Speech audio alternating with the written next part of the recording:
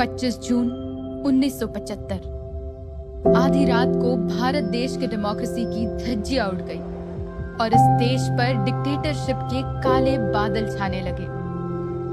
26 जून 1975 से 23 मार्च 1977 तक 21 महीनों में देश में क्या क्या घटा, उस बात का इल्म तक ज्यादातर जनता को नहीं है।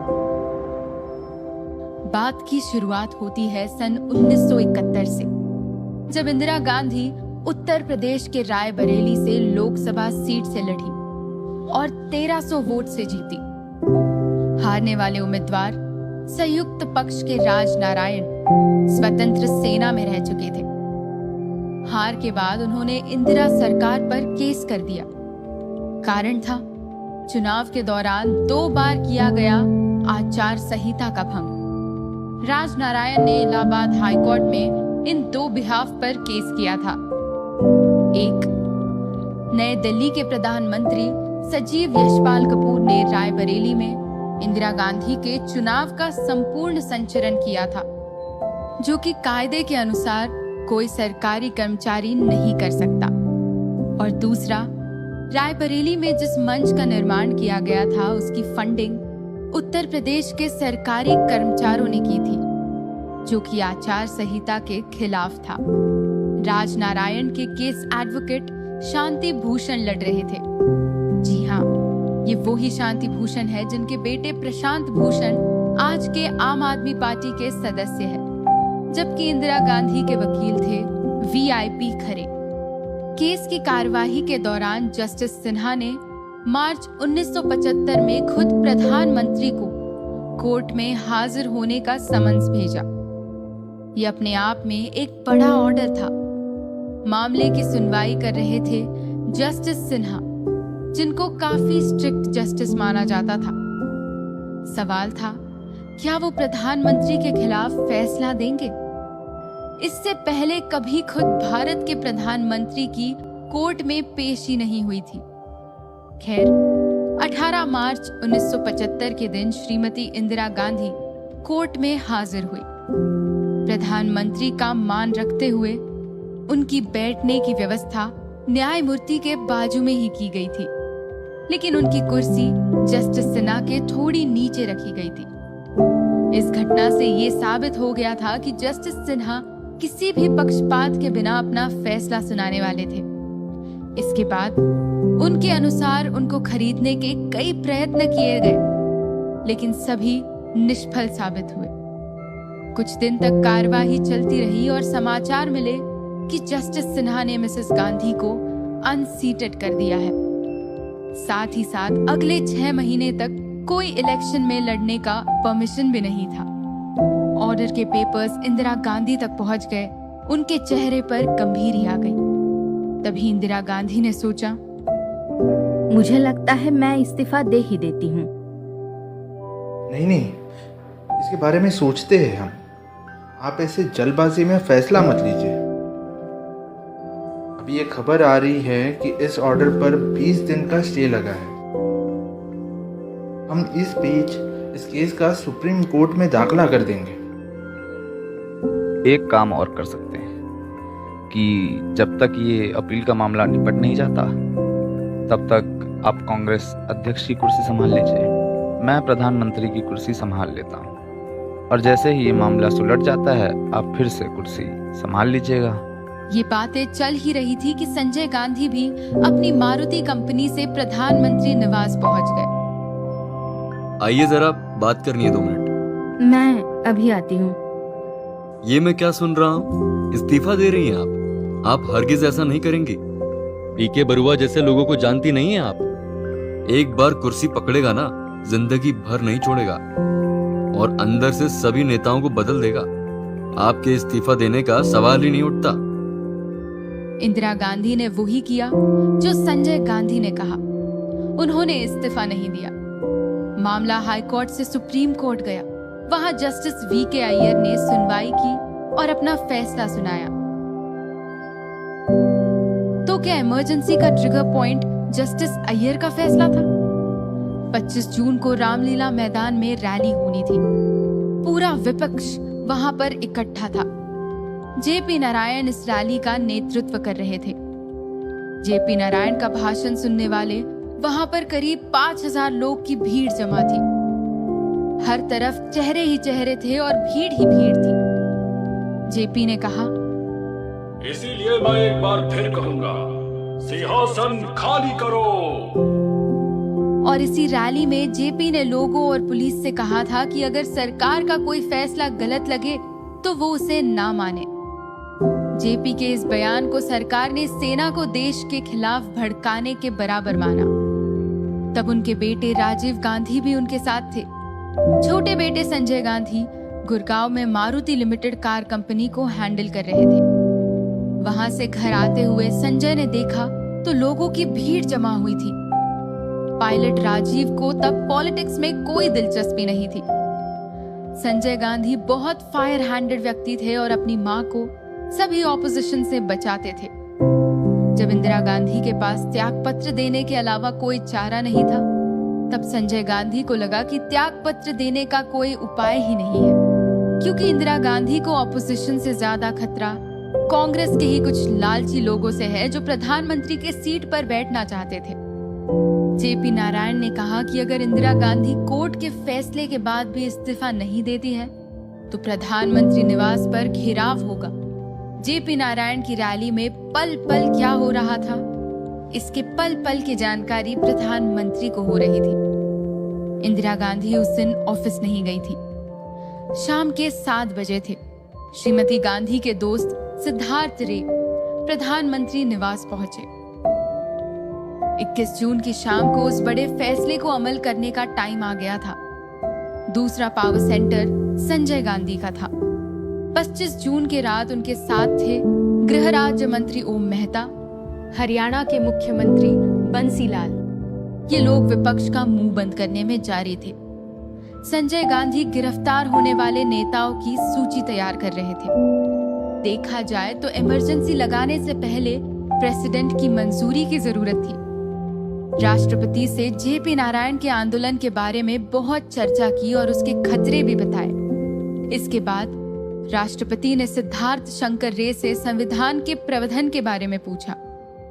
वकालत कर चुके राष्ट्रपति अहमद भी उनसे सहमत हो गए और तय हुआ कि आपातकाल घोषित करने के आदेश का ड्राफ्ट और इंदिरा गांधी का लिखित पत्र राष्ट्रपति को भिजवा दिया जाए।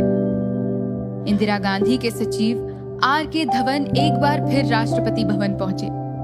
उनके हाथ में चिट्ठी थी, राष्ट्रपति की चिट्ठी। राष्ट्रपति जी ने जिन कागज पर दस्तखत किए थे उन पर ये लिखा था, In exercise of the powers confirmed by clause confirmed by the Article 352 of the Constitution, I, Fakhruddin Ali Ahmed, President of India, declare that emergency exists where the security of India is threatened by internal disturbances. जैसे ही राष्ट्रपति जी ने आदेश किया, पूरा देश इंदिरा गांधी के हाथों में आ गया और वो हुआ जिसका डर था। सब तरफ गिरफ्तारियां शुरू हुई। अब देश को इंदिरा गांधी के इस राजनीतिक आपत्ति से कोई नहीं बचा सकता था। उन्हें सिर्फ धारा 352 इमरजेंसी ही बचा सकती थी। इमरजेंसी आखिर क्या है? भारत को अगर बगावतखोरों से संकट हो तो इस हालात में देश के राष्ट्रपति इमरजेंसी घोषित कर सकते हैं। इमरजेंसी के दौरान केंद्र सरकार राज्य सरकार को शासन चलाने का फरमान दे सकती है। धारा 19 के अनुसार भारतीय नागरिक को दिए हुए मूलभूत अधिकार इमरजेंसी के दौरान प्रतिबंधित रहते हैं। व्यक्ति की स्वतंत्रता, अभिव्यक्ति की स्वतंत्रता, देश में प्रवास करने की स्वतंत्रता, रोजगार और समाचार की स्वतंत्रता जैसे कई अधिकार नागरिकों के लिए खत्म हो जाते हैं। उस रात इंदिरा गांधी और संजय गांधी की बातचीत के बाद पूरा रोड मैप तैयार था। इंदिरा गांधी को इसे इम्प्लीमेंट करने के लिए बस एक बहाने की जरूरत थी और उन्हें बहाना मिल भी गया था, क्योंकि 23 जून 1975 के दिन विरोध पक्ष के नेताओं ने जयप्रकाश नारायण को इंदिरा गांधी के खिलाफ आंदोलन करने के लिए खड़ा कर दिया और उन्होंने ये जिम्मेदारी उठा भी ली थी, क्योंकि इलाहाबाद हाई कोर्ट में दोषी करार होने के बाद भी अगर इंदिरा गांधी सत्ता नहीं छोड़ती तो वो लोकशाही का खंडन माना जाता।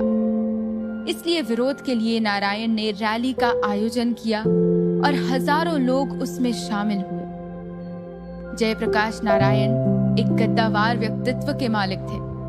उन्होंने न सिर्फ लोगों को आह्वान दिया, बल्कि उन्होंने पुलिस और मिलिट्री को सरकार के गैर कानूनी हुक्म न मानने की गुजारिश भी की थी।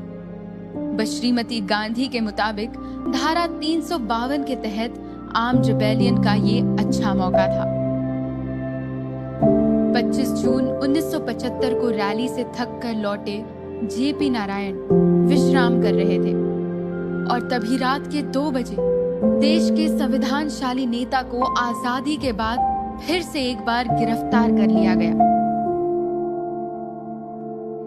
भाइयों और बहनों, राष्ट्रपति जी ने आपातकाल की घोषणा की है। इससे आतंकित होने का कोई कारण नहीं है। The President has proclaimed emergency. This is nothing to panic about. छात्रों ने बिहार के सरकार हटाने की मांग चालू कर दी। इस रवैये ने जेपी नारायण को विचलित कर दिया। ऑल इंडिया रेडियो पर श्रीमती गांधी के इस बयान के बाद देश में चारों ओर इमरजेंसी लागू हो चुकी थी। 26 जून 1975 की सुबह एक सुबह न होकर रात थी। देश में अफरा तफरी का माहौल था। संजय और इंदिरा गांधी ने किन किन को जेल में भेजना है उसकी पूरी लिस्ट तैयार की थी। कहा जाता है कि उस वक्त श्रीमती गांधी ने विरोधियों की जासूसी रॉ यानी कि रिसर्च एंड एनालिसिस विंग से करवाई थी। यूं तो चीन के आक्रमण के बाद इस ऑर्गेनाइजेशन को विदेश में जासूसी करने के लिए बनाया गया था, लेकिन इमरजेंसी के दौरान इसे विरोधियों के खिलाफ ही इस्तेमाल किया गया। गिरफ्तारी के लिए maintenance of internal security act यानी कि मीसा के कानून का इस्तेमाल किया गया। मीसा द्वारा पकड़े गए लोगों को अदालत में हाजिर करने की आवश्यकता नहीं थी।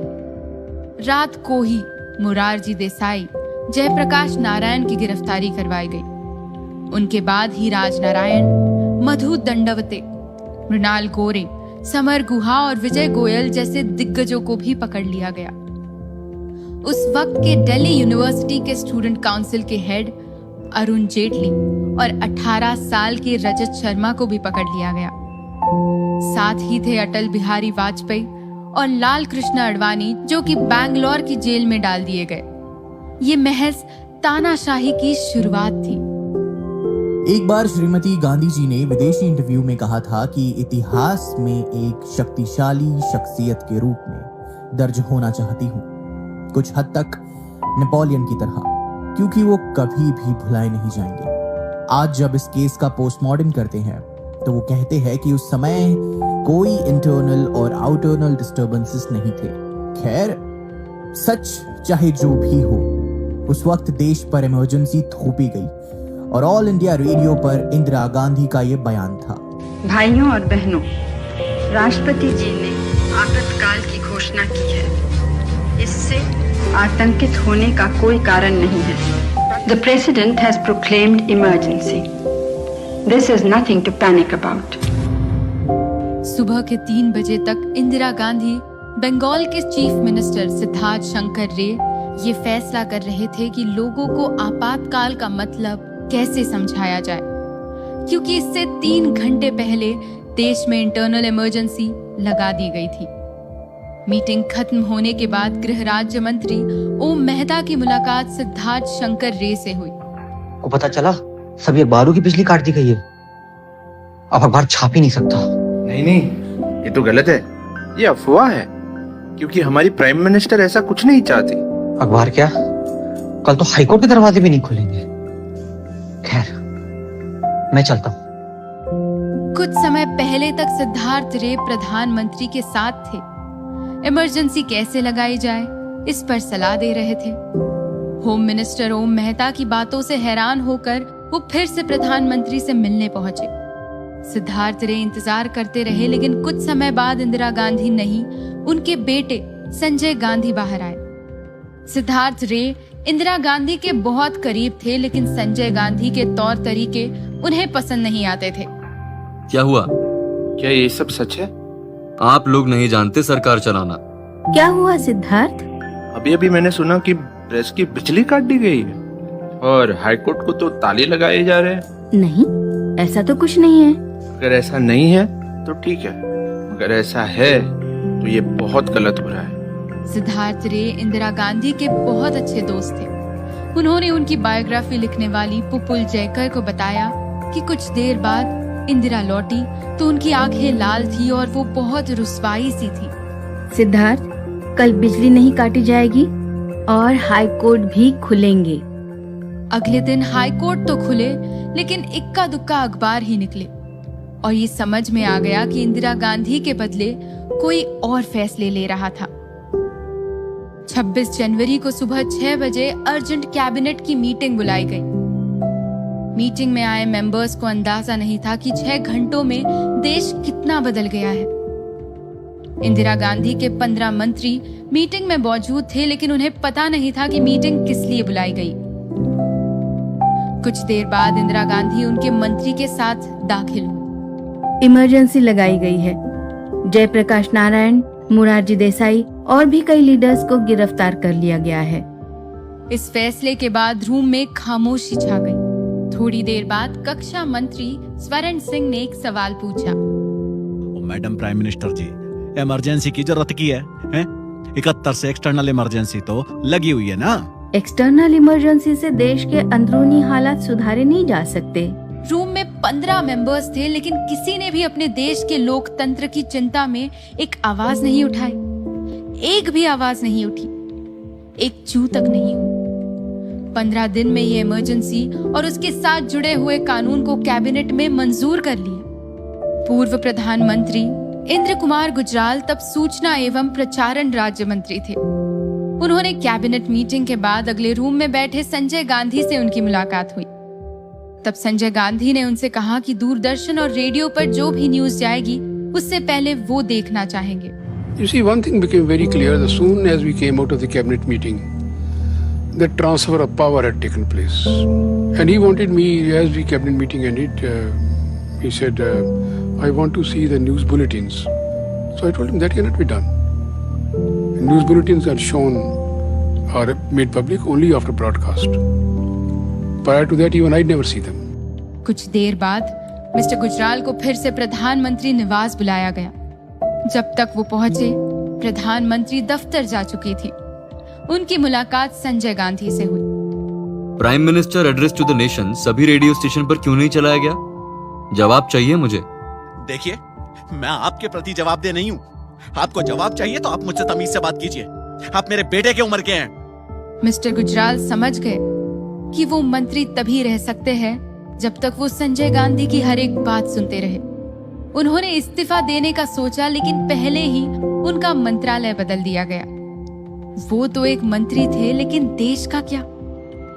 उनकी बातचीत का देश को तो तभी मालूम पड़ा जब 26 जनवरी को रेडियो ट्यून इन किया गया और फिर आवाज आई इंदिरा गांधी की, पहले हिंदी में और फिर अंग्रेजी में। भाइयों और बहनों, राष्ट्रपति जी ने आपातकाल की घोषणा की है। इससे आतंकित होने का कोई कारण नहीं है। The President has proclaimed emergency. This is nothing to panic about. देश में सामूहिक गिरफ्त के बाद न्यूज़पेपर्स पर भी सेंसरशिप लगा दी गई और ऑल इंडिया रेडियो और दूरदर्शन पहले से ही सरकार के अधीन थे। The Indian express, the Hindustan times जैसे न्यूज़पेपर्स को खास हिदायत थी कि मीसा के द्वारा पकड़े गए लोगों के बारे में एक शब्द भी ना छापे। इमरजेंसी के विषय में टिका या टिप्पणी नहीं करनी है। न्यूज के हर एक पेज को पब्लिश होने से पहले प्रेस इंफॉर्मेशन ब्यूरो के मुख्य अधिकारी को दिखाकर ही पब्लिश करना है। यहाँ तक कि हमारे प्रधानमंत्री नरेंद्र मोदी की बात करें तो वो पगड़ी पहने और दाढ़ी मूंछ बढ़ाकर अपना भेस पलट करके सलामत रहे। इंदिरा गांधी का देश के प्रति संदेश 26 जून को सुनाया गया। तब समझा कि देश में इमरजेंसी लगाई गई और हिंदुस्तान में बहुत कुछ बदल गया है। आर्टिकल 352 के सहारे इंटरनल इमरजेंसी लगा दी गई थी। इसका मतलब ये था कि इंदिरा गांधी जब तक चाहे पावर में रह सकती थी। लोकसभा और विधानसभा के लिए चुनाव की जरूरत नहीं थी। अखबार और मीडिया आजाद नहीं थे। उनमें वो ही बातें लिखी थी और पढ़ी जा सकती थी जिसे सरकार ने जारी किया हो। पार्लियामेंट में अपने बहुमत के ऊपर सरकार अनेक कानून पास करा सकती थी। इमरजेंसी की महत्वपूर्ण किरदार और नामी वकील शांति वकील का कहना था कि आम लोगों के लिए कानून खत्म हो गया था। जब इमरजेंसी लगी हुई हो तो आर्टिकल 19 के जो अधिकार हैं नागरिकों के और 21 जो जीने का और फ्रीडम का अधिकार देता है, ये दोनों इमरजेंसी में ख़त्म हो जाते हैं। यहाँ तक कि सुप्रीम कोर्ट के सामने ये भी कहा गया सरकार की तरफ से, अगर किसी निर्दोष को गोली भी मार दे सरकार बिना किसी कारण के, तो भी उसका कोई अधिकार नहीं छीन सकता, क्योंकि जीने का अधिकार तो धारा 21 देती है। और वो ही जब छिन गया है इमरजेंसी में, तो कोई ये नहीं कह सकता कि मुझको क्यों गोली मारी, मुझे मेरी जान क्यों ली, या मुझको जेल में क्यों बंद किया। इस शांति को हमें बनाए रखना है और हमको ये समझना है कि लोकतंत्र में भी हद होते हैं जिनको पार नहीं कर सकते। मैं आपको विश्वास दिलाना चाहती हूँ कि जो नेतागण गिरफ्तार हुए हैं उनको सुविधाएं दी जा रही हैं और आराम से रखने की पूरी कोशिश है।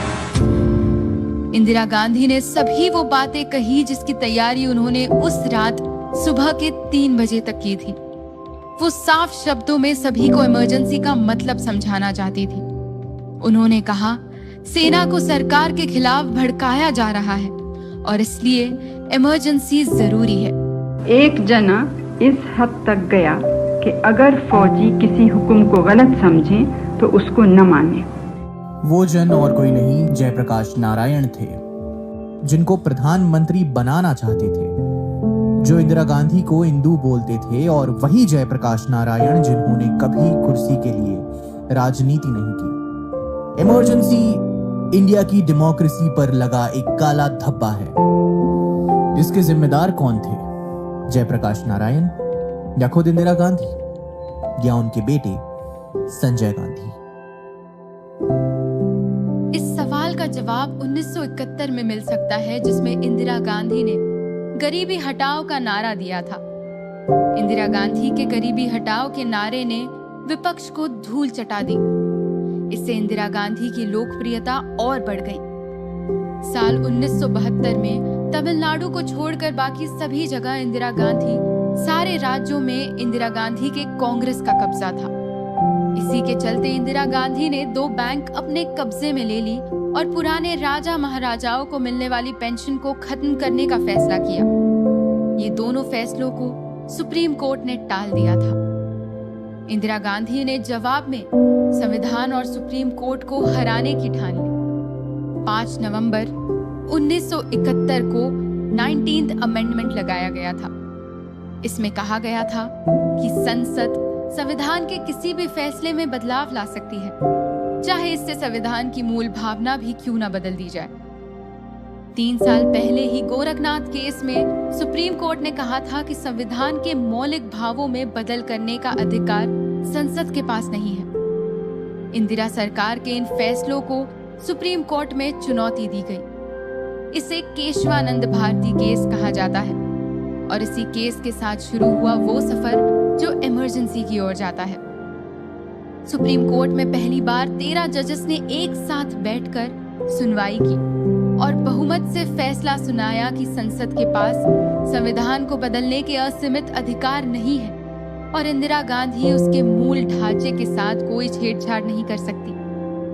इससे इंदिरा गांधी की कोशिशें असफल रही। सीधी बात यह है कि अगर पूरी दुनिया की बात अगर सिर्फ प्रधानमंत्री के हाथ में होगी तो इसका मतलब यह है कि हमारी संपूर्ण न्याय संस्था सरकार के